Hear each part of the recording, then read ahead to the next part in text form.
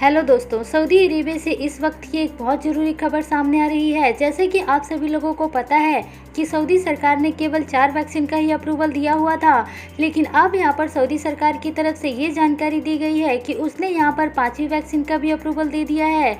ये 5वीं vaccine China की बनी हुई वैक्सीन सिनोफार्म या सिनोवैक वैक्सीन है। तो यानी कि यदि आप चाइना की वैक्सीन सिनोफार्म या सिनोवैक लगवा रखी है तो अब आप आसानी से सऊदी अरेबिया में ट्रैवल करके आ सकते हैं। लेकिन उसके साथ साथ आपके लिए एक और नियम है कि यदि आपने चाइना की वैक्सीन लगवा रखी है तो उसके अलावा भी आपको एक और वैक्सीन लगवानी पड़ेगी। वो वैक्सीन सऊदी सरकार के द्वारा अप्रूव्ड वैक्सीन में से होगा, यानी कि आपको Pfizer vaccine, Sinopharm vaccine, Moderna vaccine या फिर जॉनसन एंड जॉनसन वैक्सीन की एक डोज भी लगी होनी चाहिए।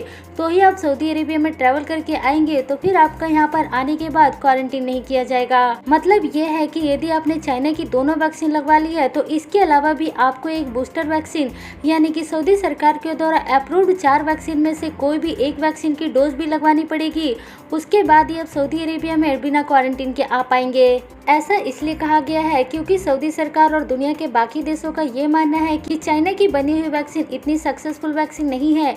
तो ये एक लेटेस्ट खबर आ रही थी। उम्मीद है कि आप लोगों को ये समझ में आ गया होगा कि सऊदी सरकार ने इस चाइनीज वैक्सीन का अप्रूवल किस तरीके से दिया है, क्योंकि कई सारे लोगों को इसको लेकर पूरी डिटेल जानकारी नहीं थी। तो हमने इस वीडियो के माध्यम से आपको ये साफ साफ बता दिया है कि यदि आपने चाइना की दोनों वैक्सीन लगवा रखी है तो इसके अलावा भी आपको एक और वैक्सीन लगवानी पड़ेगी। वो वैक्सीन सऊदी सरकार के द्वारा अप्रूव्ड वैक्सीन में से एक वैक्सीन होनी चाहिए।